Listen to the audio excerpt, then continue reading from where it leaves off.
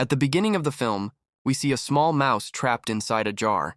Suddenly, a man takes it out and immediately cuts off its head. After that, we are taken to Blackwood Pharmaceuticals where a recorded video is playing.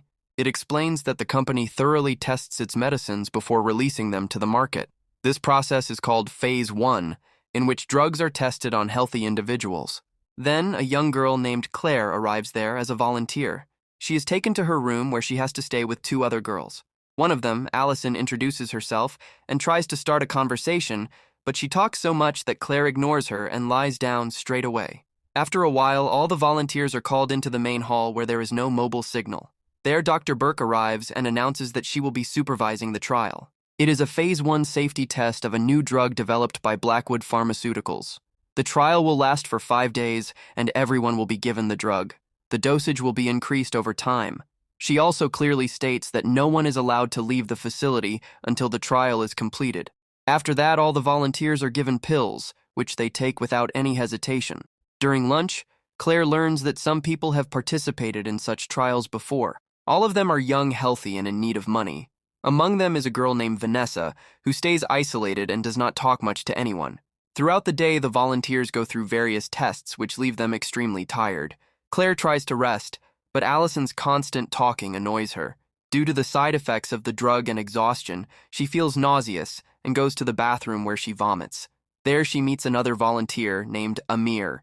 He is a medical student and is not there for money but to learn. He hopes to get an internship at Blackwood Pharmaceuticals in the future. That same night, Claire is unable to sleep. She gets up and notices that her roommates are not in their beds. She becomes anxious and slowly walks toward the living room. There she sees that the other 6 volunteers are also awake and restless. Everyone feels that they are unable to sleep because of the drug. The next morning, Dr. Burke examines them and reassures them that it is just mild insomnia. Before we continue, I'd like to request you to subscribe to the channel. It would mean a lot to me. In the next scene, it is shown that 30 hours have passed since the trial began. By now, none of the volunteers have been able to sleep, and they spend most of their time in the main hall playing games and talking to each other. On the other hand, Dr. Burke speaks with her seniors in her office and tells them that the side effects of the drug could be dangerous and may cause inflammation in the brain. She suggests stopping the trial to prevent further harm, but her seniors do not agree.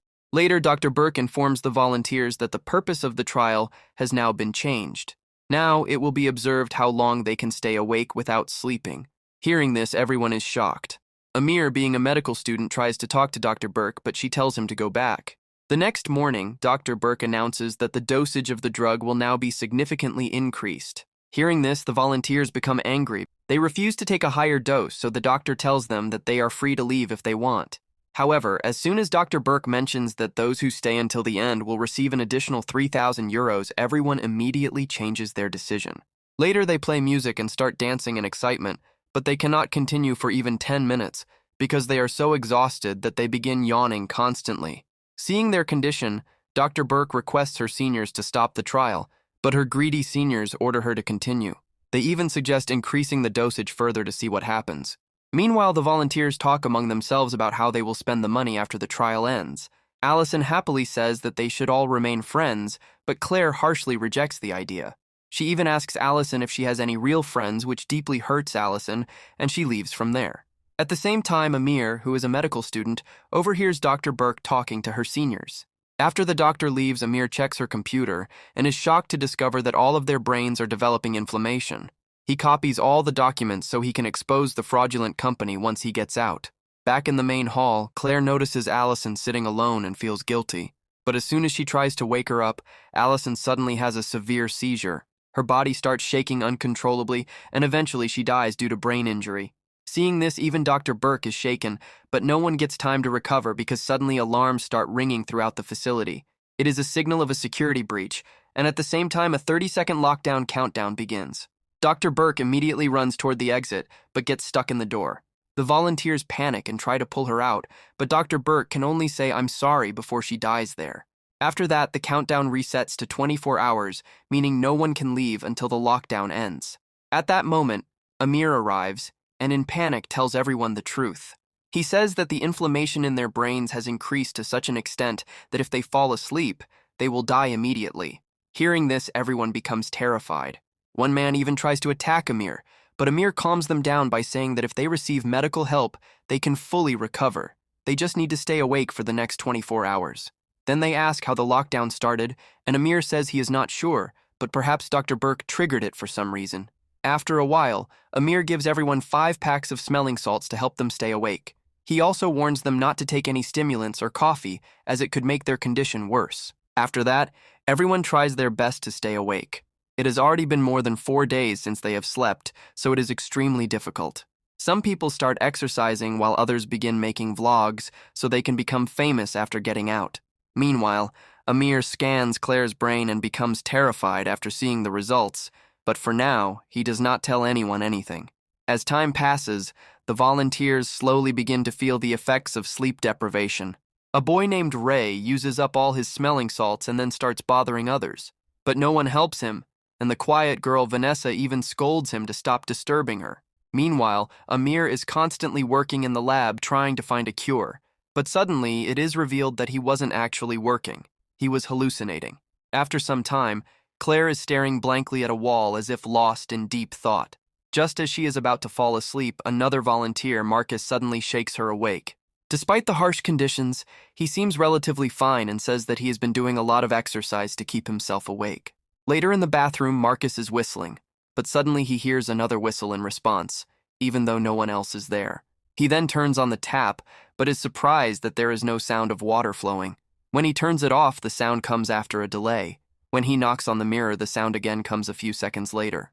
Terrified, Marcus leaves the bathroom and hears the whistling sound again in the corridor. He wanders around but sees no one. Eventually, when he reaches the front hall, he sees that the door is opening. Marcus walks through the door into the darkness, and shortly after the others find him lying dead on the ground, because due to hallucinations he had fallen asleep. Seeing this, everyone becomes very upset, but they have no choice except to move forward. In the next scene, Claire suggests that they should work together to find a way out. Since 15 hours are still left, simply waiting could also get them killed. Agreeing with her, they work together to draw a map of the facility and decide to break a wall. One by one, they strike the wall with an axe.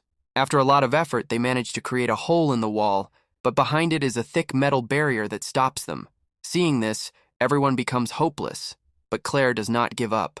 She goes to Amir to think of another solution and finds him in a distressed state in the lab.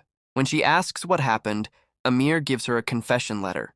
It reveals that he was the one who triggered the lockdown because he broke the security while copying the files. He is overwhelmed with guilt and wants to give up and go to sleep. But Claire stops him and tells him that what's done is done, and now he should help everyone. Claire's words give Amir courage, and he quickly comes up with a plan. He says that by mixing certain chemicals, they can create a poison that can shut down the brain. Since they are already under the influence of a powerful drug, this poison might counteract its effects. Claire likes the idea and immediately goes to inform the others.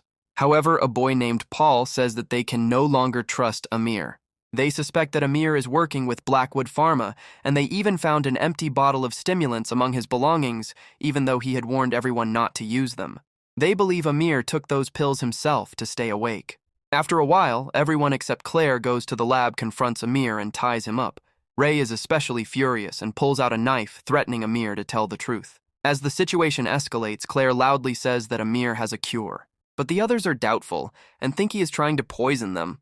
Claire trusts Amir, so she volunteers herself to test it. After that, everyone begins preparing the formula according to Amir's instructions. They work continuously for a long time. During this, Paul is focused on his task, while Vanessa secretly talks to Ray and tells him that she has found a sedative which they can use on Amir. At that moment, Paul finishes preparing the cure, and the injection is ready. When everyone is distracted, Vanessa goes toward Amir to inject him with the sedative, but suddenly she herself collapses to the ground. Vanessa, in a strange state, sees herself outside her body, watching the others rushing toward her body. But soon smoke and darkness surround her. Then she sees the devil in front of her and screams, while in reality her body starts bleeding, and she suffers a severe seizure.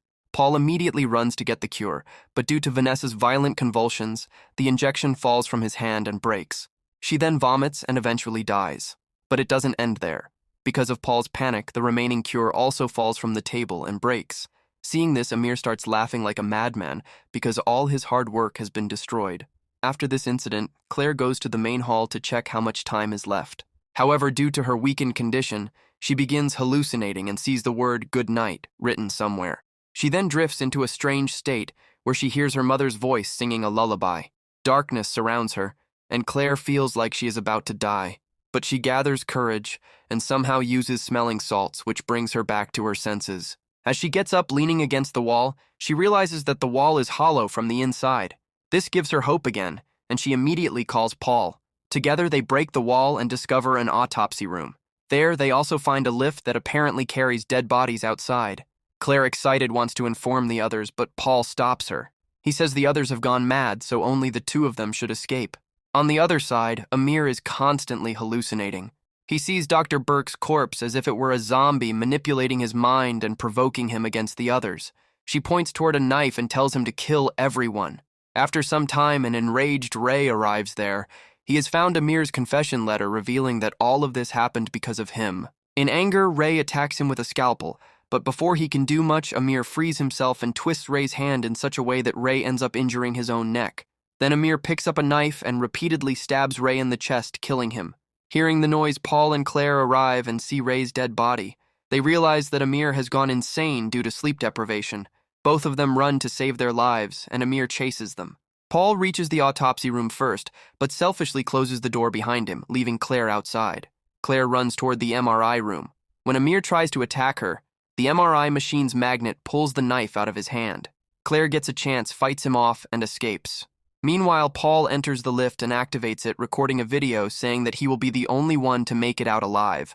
But soon he realizes that it is not a lift, but an incinerator, and he burns to death in a horrific way. On the other side, both Claire and Amir are completely exhausted and collapse on the ground, on the verge of falling asleep. At that moment, the lockdown ends and the door opens. Amir somehow gets up and walks toward the exit. But as soon as he steps outside, he is shot by people waiting there. Hearing the gunshots, Claire is startled and realizes that the authorities want to eliminate all evidence, so she decides to hide. She somehow reaches the corridor where she finds all the bodies placed in body bags. When she hears people approaching, she smears blood on her face and hides inside one of the body bags. Fortunately, her plan works, and the people assume she is dead. Along with all the bodies, Claire is loaded into a van. After some time, she comes out of the bag, but the driver sees her and in panic crashes the van. Claire uses all her strength to open the back door of the van and tries to escape, but due to exhaustion, she collapses on the ground. A few months later, it is shown that Claire is still in a coma in the hospital. A news report reveals that Blackwood Pharmaceuticals has been cleared of all charges and all the blame has been placed on Dr. Burke. At the very end of the film, Claire suddenly regains consciousness.